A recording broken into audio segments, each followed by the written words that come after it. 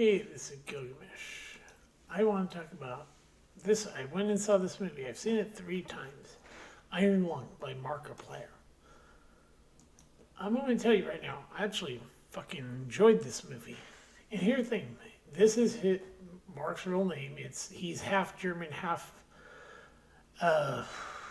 Korean. So this is, I think it's pronounced Fishbach is Fishbach. I think that's how you, yeah. And so this was like I said before, I have another video about this.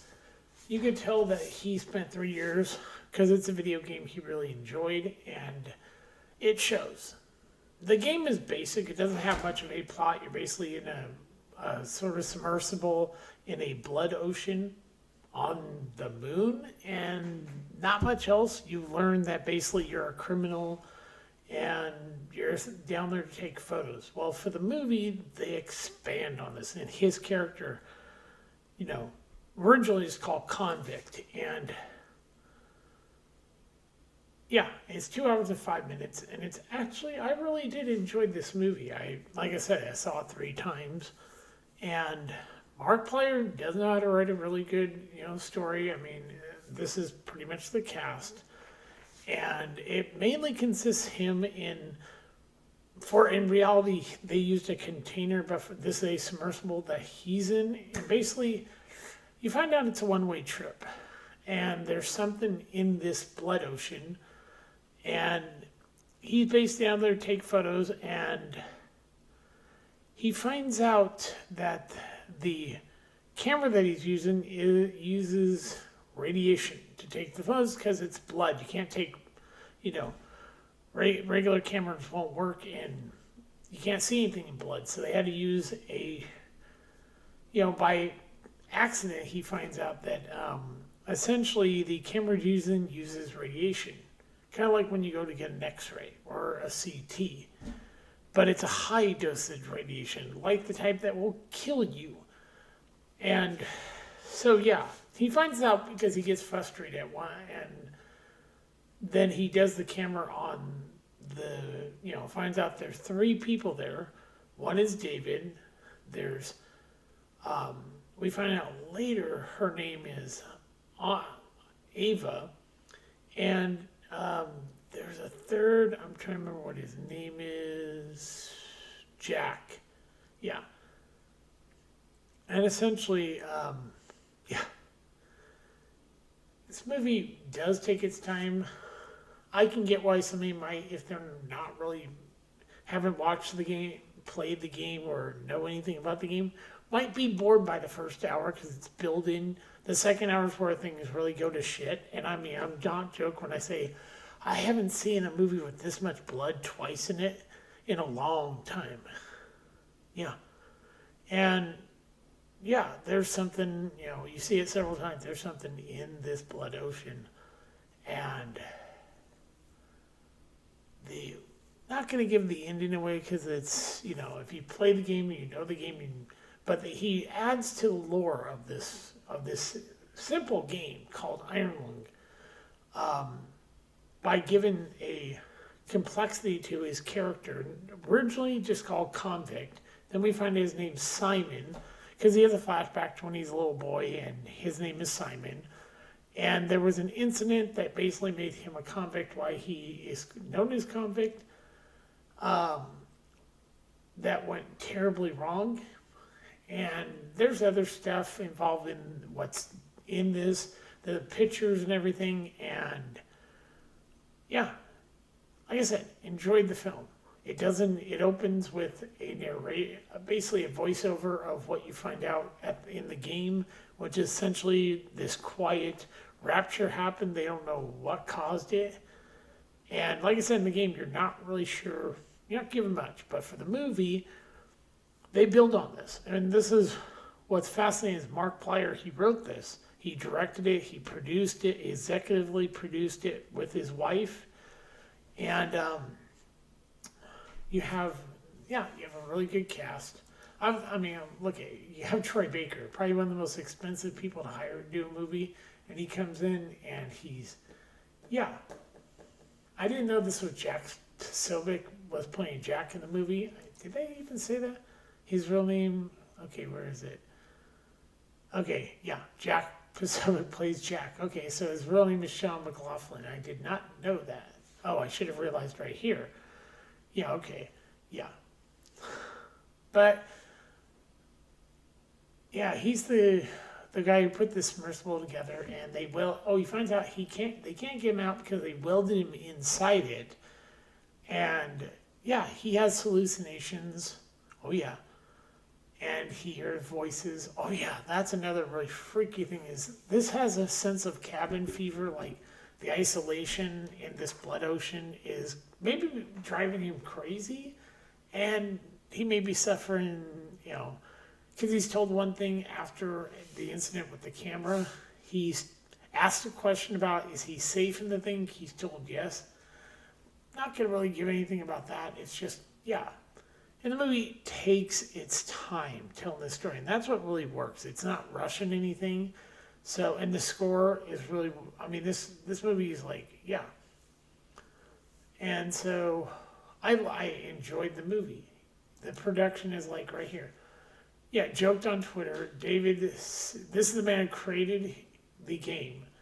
Joked on Twitter that Mark Fishmock and Sean McLaughlin, known by their online usernames Markiplier and Jack Posobiec respectively, would be starring in a film adaptation of the game Iron Lung, which Fleischer and McLaughlin both played, with a soundtrack by Andrew Holschultz, slated, yeah. And they filmed this inside a, yeah, Troublemaker. It was Markiplier makeup, yeah.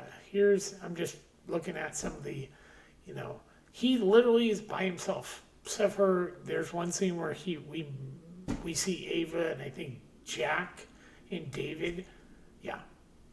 And that's like the one scene where you really see, other than Simon, you see the other people involved, and yeah, he had 3 years to film this movie because of the fact that they had the strikes going on. Yeah, and he had to deal with a lot of issues with the guild, with the Right Actors Guild, and everything with the strikes going on, and so yeah. And he did go on his channel and say that, yeah, filming had been completed. And he showed some footage of how they filmed to make the movement in the submersible or the Iron Lung work. And it's actually fascinating to see how this actually was filmed and how much blood they used. Dear God, did they use a ton of blood. Yeah, he even jokes about that. This has the most blood. And another thing about it, it's doing very well compared to Sam Raimi's movie, which honestly, Markiplier's movie's like killing it. I mean, right now I could look in this. It says 37.2 million on this. This is what Wikipedia's putting down. And so yeah, you have this movie that's it's 2 like I said, 2 hours 5 minutes that takes from the beginning. You get this narration by, I don't know who does the narration.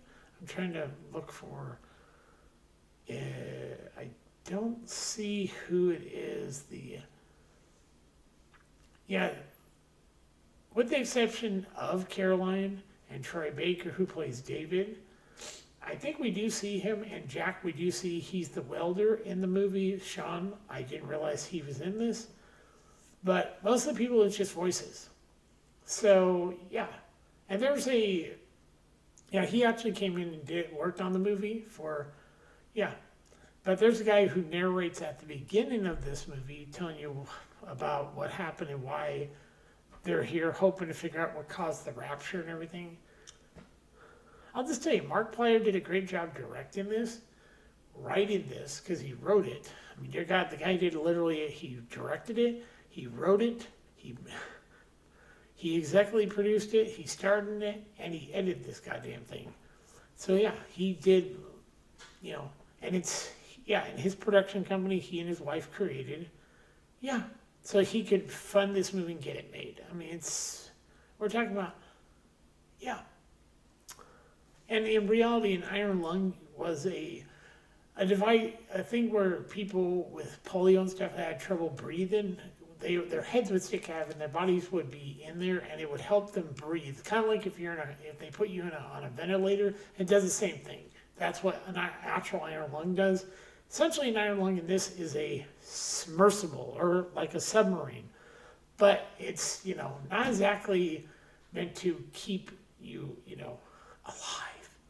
He's going out there to essentially Sir tried to pay off being a convicted convict, that he's going to pay his debt off by helping them.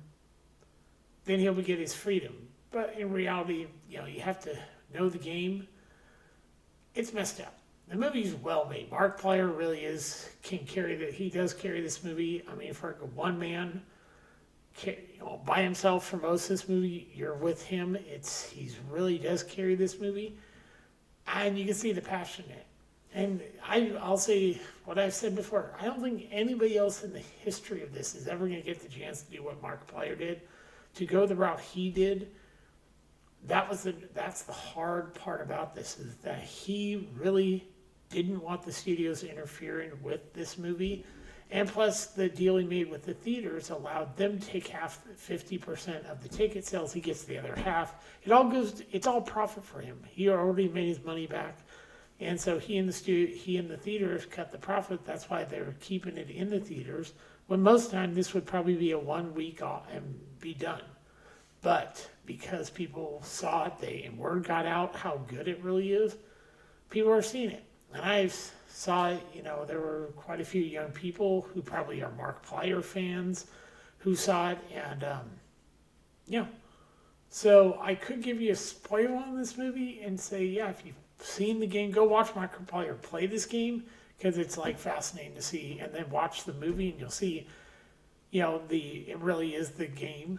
It's probably one of the best. It probably is the best game adaptation done as a movie I've ever seen. I've seen plenty of games turned into movies that have been kind of crap. This one really does do the game right, and like I said, it adds to the lore by expanding on Simon and everything else going on, and find out there's something in this ocean of blood on the moon is kind of creepy when you see it.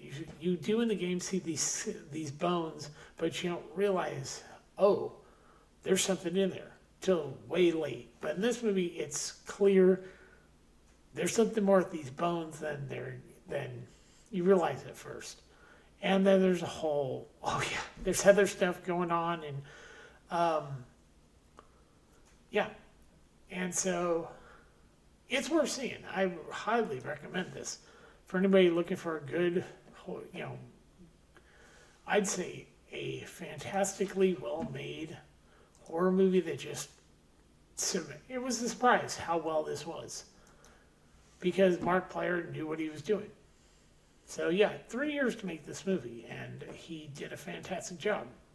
I recommend it. People should see it while they get the chance.